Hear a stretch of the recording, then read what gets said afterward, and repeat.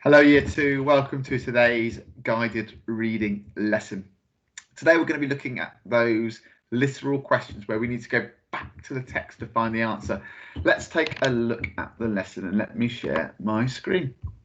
So as we know, we're going to continue using the book Riding the Waves. We had some lovely ideas yesterday from memory about what this book may be about, and we know the author is Anthony McGowan. Let's have a look at our words from yesterday to begin with.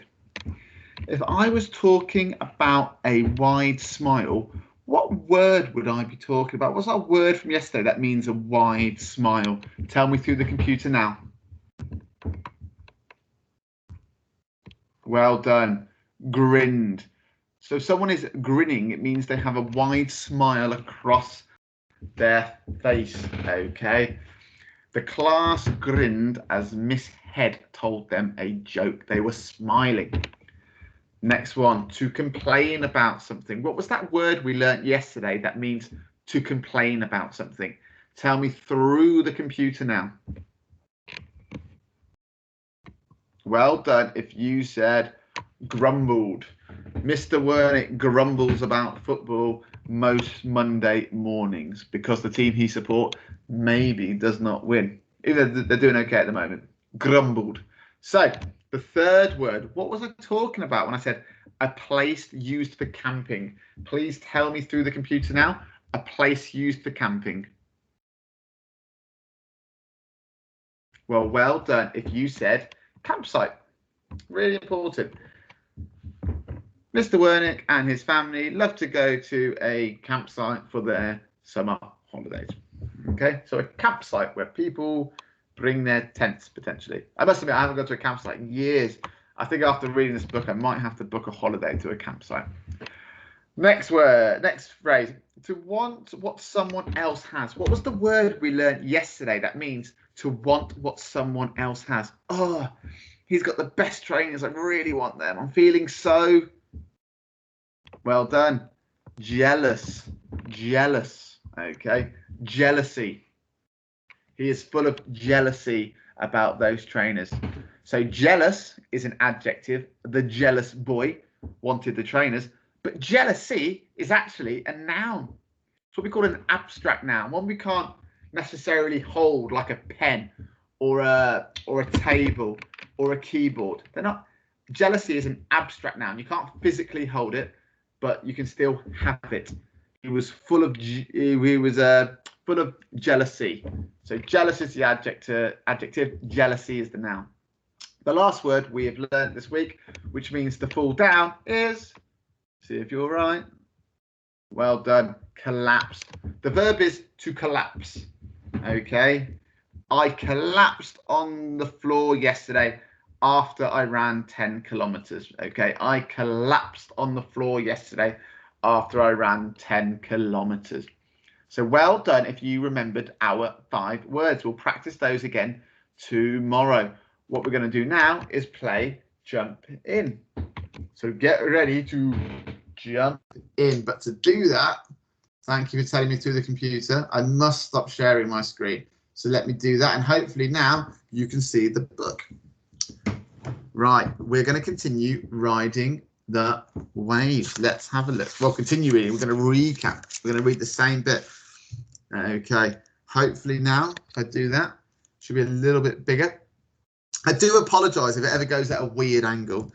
I, for some reason, find it very hard to keep the book straight under a visualizer. So I do apologise here too. Anyway, chapter 1. We're off. Right, everyone, in you get, said Dad, opening the car door. Seatbelts on, said Mum. Tiger and his family were going to the seaside for a week. Tiger had been doing well at school, so he was allowed to bring one friend. It was a hard choice, but in the end he picked Max. Guess what, said Tiger. We'll be camping. Excellent, grinned Max.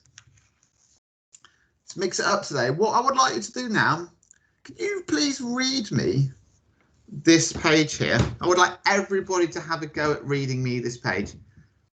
If you struggle or find it hard, it's okay, because I'm going to read it through after so you can hear how it should be read. So feel free to pause or just read ahead now.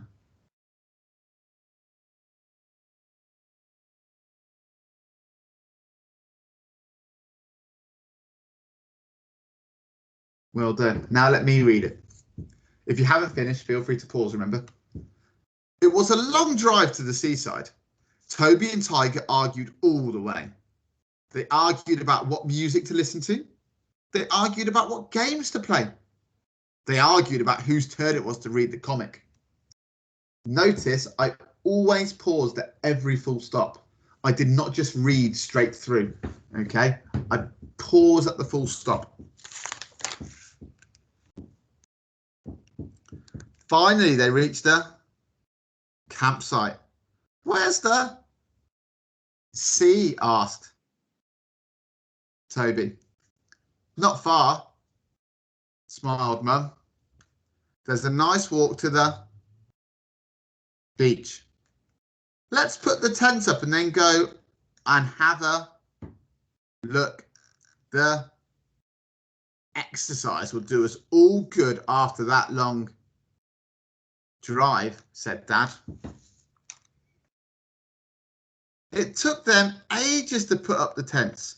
Toby had to share a big tent with his mum and dad. Max and Tiger had a tent to themselves. Toby was jealous, and we know what that means, that Max and Tiger had their own tent. He pulled their tent pegs out and then the tent collapsed. And you can see me and old Toby being a bit silly here, getting up some mischief, putting the tent pegs out. Right, now one more time, I would like you to have a go at reading this page here. Pause the video if you need a bit more time and then read through and unpause, please.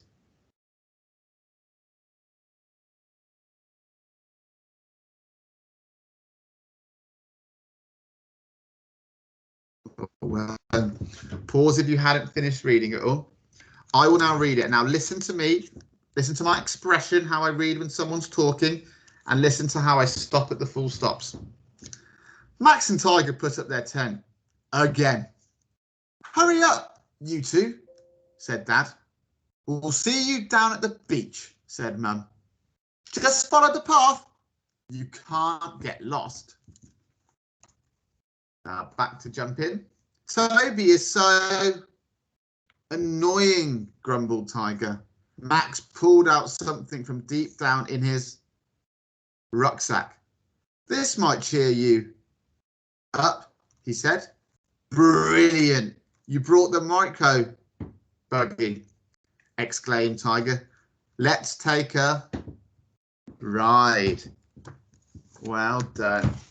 Well, now what you're is answering some questions based on what we've just read. Let me share my screen and do a couple of examples and model how you need to solve these, because you're doing those literal questions where you need to go back to the text. Because remember, a lot of the times you get a question, it's not a memory test. Well, it's never really ever a memory test. You might need to go back to the text, or you might need to think with those slightly more tricky inference questions. But from the question, you should be able to tell if you need to go back to the text or not. But I'll explain that now. So here are my steps to success. I always read the question twice, and that's very important to make sure you understand what's going on. 2, I underline keywords as I read it, really help me understand what I need to do in that question. Question 3, find evidence from the text. So I need to go back and find the answer. And when I do that, I have the question in my head. Once I've found the answer and I've written it, I do 4, which is reread the question. Have you answered it? Let me model now. So I need to read the question twice. Where were Tiger and his family going for a week? Where were Tiger and his family going for a week? Question is, where were they going? So I've done that. I've underlined it. Now I need to go back to the text. And when I go back to the text, I'm going back to the text with that question in my mind about where the tiger and his family go for a week. I'm not going back to the text thinking about Harry Potter or Star Wars or what ice cream flavour's my favourite. No, I'm going back to the text thinking, where were Tiger and his family going for a week? Right, everyone, in you get, said Dad, opening the car door. Seatbelts on, said Mum. That's not about them going on a trip for a week. Tiger and his family were going to the seaside for a week. So here, and you would write this in your beautiful writing, I'll do it on here. They were going to the seaside for a week, full stop. They were going to the seaside for a week. Now, the last thing I need to do after finding the evidence in the text and finding the answer, reread the question. Have you answered it? Where were Tiger and his family going for a week? They were going to the seaside for a week. Brilliant answer. It makes sense. Next one. So who did Tiger pick as his friend to come on the trip? Who did Tiger pick as his friend to come on the trip? Who did Tiger pick as his friend to come on the trip? Read the question twice and I've underlined it. So we need to go back to the text, okay? Go back to the text and find the answer. So I'm looking for who did Tiger pick? And that's what I'm doing with the text. Right, everyone, in you get, said Dad, opening the car door. Seatbelts on, said Mum. Tiger and his family were going to the seaside for a week. Again, that's not about who did Tiger choose. Tiger had been doing well at school, so he was allowed to bring one friend. Oh, wait, hold up. He was allowed to bring one friend. It was a hard choice, but in the end, he picked Max. He picked Max. So who did Tiger pick to come on the trip? Tiger picked Max. Proper noun. To come on the trip. Full stop. So after I found the evidence using the text, I need to reread the question. Have I answered it? Who did Tiger pick as his friend to come on the trip? Tiger picked Max to come on the trip. Tiger picked Max to come on the trip. And that's how you solve those questions. What I would like you to do now, using your worksheet, is the following. Can you solve these questions here using the text? You have got 5 questions to have a go at. The extension is write your own literal question. Can you find a question for me to answer, or maybe for your mum, dad, or whoever's kind of looking at your work to answer? Anyway, use the steps to success and then solve. Best of luck. Feel free to pause the video to have these up, but good luck, and I'll speak to you all later. Bye bye.